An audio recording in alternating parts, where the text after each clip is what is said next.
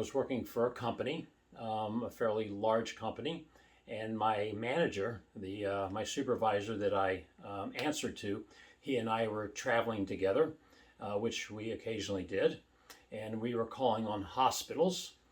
And in the car, the conversations often were about religion, and he was a devout Christian, and he would constantly, and he knew I was Jewish, and he would constantly talk to me about Jesus and Jesus being the Savior, and just religious things that were really inappropriate for a workplace environment.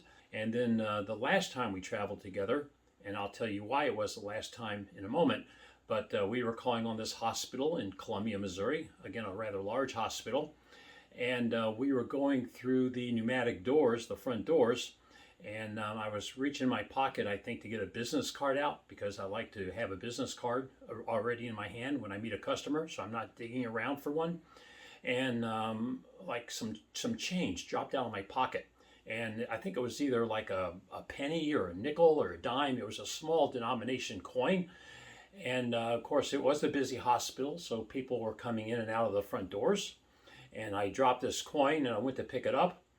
And this guy who was right next to me, walking right next to me, he looked around at all the people coming in and out of the hospital that were around us and said, "Pay no attention to him, he's Jewish." I was beside myself. I mean, I couldn't believe, who says that? So I reported him to my manager, and I reported him to the HR department, the Human Resources Department, and about a month later, he was fired. So justice was served, but it still was a very uncomfortable situation for me